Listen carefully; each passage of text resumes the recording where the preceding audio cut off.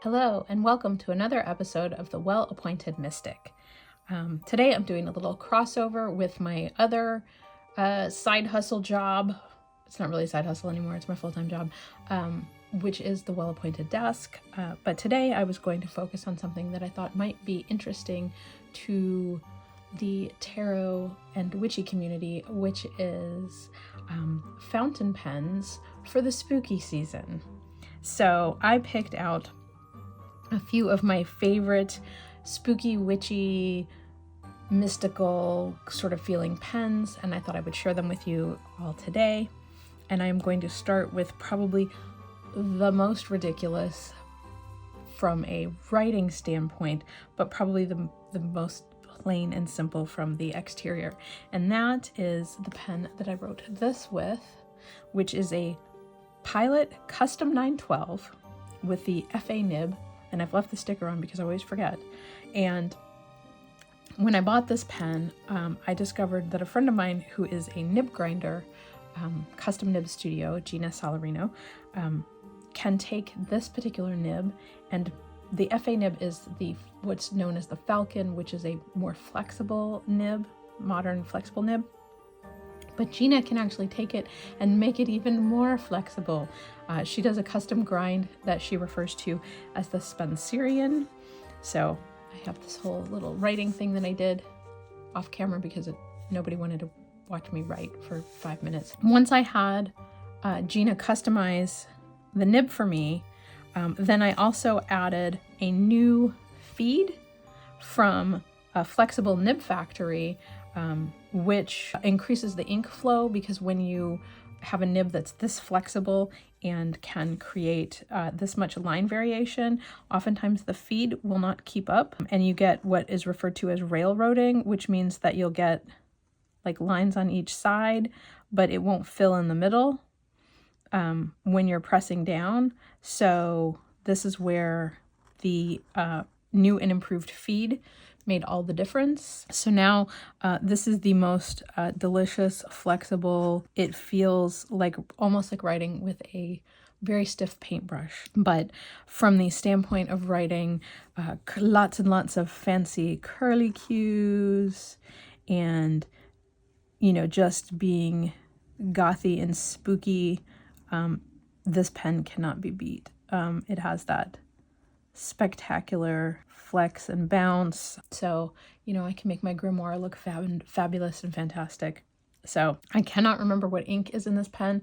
I suspect it's a Robert Oster because it's got a red sheen with the green, which is not necessarily spooky season appropriate, but the dark green is lovely and sort of feels foresty and stuff. So I'm going to let it slide. So that's my first one, and probably the most grandiose. A Custom 912 is probably upwards of $200 for the pen, and then the Custom Nib Grind was another probably about $100. Don't hold me to these prices, obviously I'm just trying to do this off the top of my head. And then the replacement feed was probably another $10 to $20. So I'm soaked in for well over $300 on this pen. Other than the fact that it's just a plain black resin, you know, with silver hardware, which is kind of boring.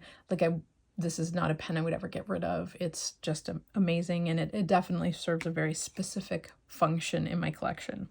So next up, I'm going to talk about my everyday writers, particularly around this time of the year, which are my Sailor Pro Gear Slims. Both of these have 14 karat gold nibs. This one, they're both older models, so finding this particular colorway might be challenging, but there may be others available. I know that there's one from Benu Box, which was the Ink of the Witch, which they keep re-releasing, which is blacks and purples, and you know, it's called Ink of the Witch, you know. So if that is your goal, is to get a spooky, witchy, you know, spooky season vibe pen, look and see what Benu Box has going in their Ink of the Witch line. Otherwise, so this model here is known as the Starburst Galaxy. It is black with a little bits of glitter in the finish. So not super aggressively funky or anything like that, but just enough that, you know, like when it catches the light, I see the little, so it's like a starry night sky, which I love. It has a hard fine nib on it, which is my absolute favorite. And I basically write with this every day. The ink that's in this particular one is also my favorite, which is called Monteverde Birthday Cake, but it's just the perfect purple. And for spooky season, who doesn't love purple? Pardon my hands. I've been inking pens all day, so that's why I'm sort of a tragedy. Then the other one is the Purple Lamé, which is purple with a little bit of glitter in it. There's a similar model available that is called Purple Cosmos. It's a little bit darker shade of purple with slightly more pronounced glitter in it. But I got this one before the Purple Cosmos was available. You may still be able to pick up a Purple Cosmos on the secondhand market. I've never seen another one of these ever. And this one is particularly special to me. I bought it off of a friend of mine who is a very tall guy with great big hands. And so these little Sailor Pro Gear Slim pens were just too small for him. So he was happy to pass it along to me. So it has sentimental value, but also the nib was ground from a standard fine, I believe, to an extra fine by a nib grinder named Greg Manuskin. And I just really like the way it writes. It's super, super smooth. It's just a really nice one. And that also explains why it has a gold tone nib with silver hardware, is that the nib was replaced to put in this custom ground nib. So it's a little goofball, but it has a lot of sentimental value. And the fact that it's purple is 100% why I think it's perfect for spooky season. So next up, I have this little guy, which is from a small maker named Ian Schoen Design.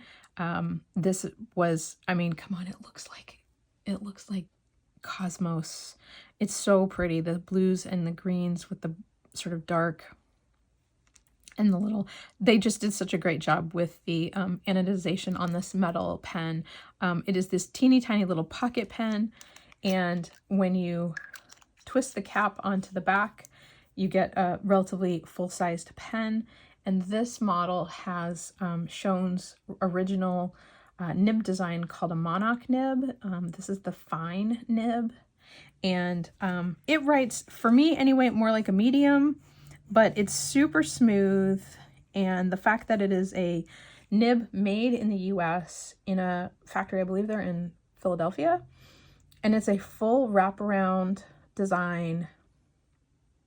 It's, you know, like, who custom makes their own nibs anymore? Most pen makers buy nibs from Schmidt or Jowo or whatever. So the fact that Ian was like, nope, I'm going to make my own nibs and figure out how to make them in this very unique and unusual way, like, definitely makes it one of the most special pens that I have in my collection. It writes beautifully and is also filled with Monteverde. I think it doesn't look quite the same. I think it's something else. I think it is cartridge roulette for me.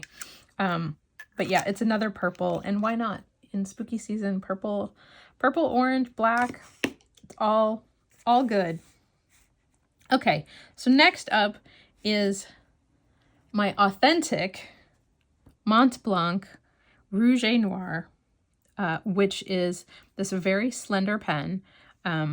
It has the, you know, recognizable Mont Blanc snow cap logo on the top, but it has this snake clip, which is like, how could I pass that up? Like, I had to have it.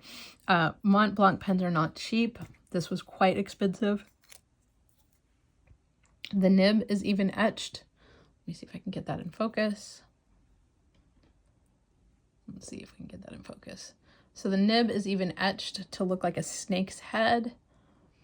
I mean, it's just like, it's the coolest. And the material says they have some fancy name like precious resin or some nonsense like that. It has an like a metal or aluminum grip section. I think it's probably brass with a silver tone over it, but it feels really weighty for being so slender. It's quite a weighty pen.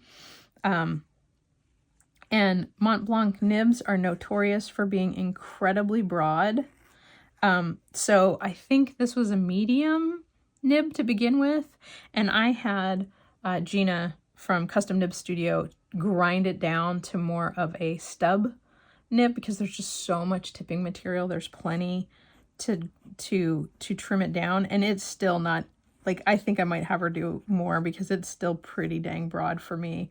I tend to prefer finer nib pens anyway, but like, it's so stunning. And it's I think probably one of the only actual Mont Blanc pens that I own, which leads me in because they are insanely expensive for what they are. Which leads me into this pen, which is a knockoff of another line very similar from Mont Blanc, that was the Metamorphosis, which actually has this spider design around the top. Obviously this is a different, this came from the company Moonman in China. This is a different end cap, but when you look at the two of them together, you can see like they definitely, like, there's minor differences. This cap band, it's a captured converter, so you can't actually take the cartridge or the converter out. This little metal piece is a little bit longer than this one, but otherwise visibly look almost identical. The material on the Mont Blanc is a little bit heavier than it is on the knockoff, but this is several $100s. This was like $30, $20, something like that. So I don't tend to condone people knocking pens off, but if you're gonna knock anybody off, go ahead and knock Mont Blanc off. It's fine. They have plenty of money. And this one has a nib that has an etched little spider on it, and lists it as a fine nib. And my little writing sample is over here. I have it filled with Robert Oster Campfire, and it's just surprisingly, like, this is actually a fine nib and writes like a fine nib. So, like, you know, where I bought the Mont Blanc, spent hundreds of dollars on the pen, and then spent several more tens of dollars to have the nib reground, and still not 100% happy with what the writing quality is, where this $30 knockoff worked right out of the gate. So I don't want to condone counterfeit versions of pens, but honestly, these are so fun and I just had to try it. So you can yell at me in the comments. I know that it's not great, but they're so fun, and I can't afford to buy pens at Mont Blanc prices. So that is why I have both of them. I have one that's authentic. I have one that's a knockoff. So, and then the last pen that I have to show you guys. Oh, I have two. I'll save the best for last, right? This one is another one that is like navy blue with sort of a rainbow effect, micro glitter. This is a Franklin Kristoff Pocket 45. These are made in the US. These pens are usually only available at pen shows where Franklin Kristoff has a table, and are known as their prototype models, where they do small runs, just 2 or 3 in different colorways. They may only have 1 or 2 special colored resin rods, and they make these pens. And so it's a bit of a, people kind of race to the table to get one of these in a color that they like. So I picked this one up several years ago. It is a very small, again, a small pen. You can post the cap. It's just a friction fit when you do that. That makes it a little bit longer. Because it's just resin, they're very light. And then, of course, the best thing about Franklin Kristoff pens is that they have an on-staff nib grinder named Audrey, who will custom grind nib for you, particularly at a pen show. You can request a specific nib grind. You can also get a, smooth and tune at a pen show. They won't let you leave until you're absolutely happy with the quality of the writing. And these Pocket 45s can actually be eyedropper filled. So if you get a really broad nib, you can just eyedropper fill it, just put a little silicone grease around the threads and then just fill the body with ink, and then that way you get a lot of mileage out of it. I currently have a cartridge in it just because I wanted to make sure that it was inked up for this video, and I inked it up with Diamine Earl Grey, which I thought was a good dark spooky color, and it's just, probably helps if I get it in the frame, is just one of my, like, this, it's a fine stub which has just enough character in the line weight to be just beautiful. And then,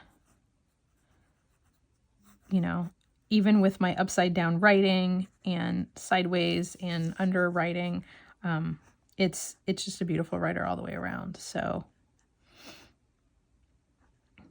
fine stub. So yeah, I just really like these pens. I have several different colors, but I felt like this one really spoke to the sort of Halloween Samhain vibe. So finally, the last one in my collection to talk about for this video for spooky season is the Benu Skull and Roses. And this model is called the Crow because it's all black. It's not that there are any crows on here, but it is the most ridiculous pen I own. It has engraved skulls all around the cap band, and then it has roses with thorns engraved all over the cap and the grip section. And then luckily it has this nice long grip section so that you're not having to necessarily hold it where all this decorative element is, so it can be fairly comfortable. So I laughed because it was such a silly pen that I was at a pen show and I asked a nib grinder named Richard Binder if he would give it a ridiculous nib grind. And he's like, seriously, on this pen? And I said, yes. So he gave it, I don't know if you can see, but it is what's known as a Waverly. So it flips up at the end. So the Waverly kind of goes up at the tip like that if you're looking at it from the side. And the Waverly nib grind, and it's also an ultra extra fine, but the design was done because it helps to write more smoothly. A lot of lefties really like Waverly nibs because you're less likely to be like pushing and poking the paper when you write, because we're always pushing, we're not pulling when we write. So the fact that you're basically writing on this spot right here, so you're not catching it on the paper at all, makes it just a really nice writer. It's really smooth. It writes beautifully. It makes me laugh because it has this teeny tiny nib on this great big pen. Because it's all basically just resin plastic, it's not very heavy. So even though it is quite large compared with my other pens, it does not weigh a lot. So it makes it pretty easy for me to hold. So this is also filled with the Diamine Earl Grey ink right here. And I believe these are still available. I think you can still purchase the Skull and Roses designs. The other model that they have, I can't remember what the name of it is. Maybe it's like the Red Rose or something like that, but actually features a translucent red section where the skulls are, or vice versa. So like black and red. So anyway, but I have another Benu on the way that I will talk about later. But it is another goofy, spooky, perfect for spooky season. So hopefully it will arrive before Halloween, but who knows? So anyway, those are my spooky season pens. I hope you enjoyed this video.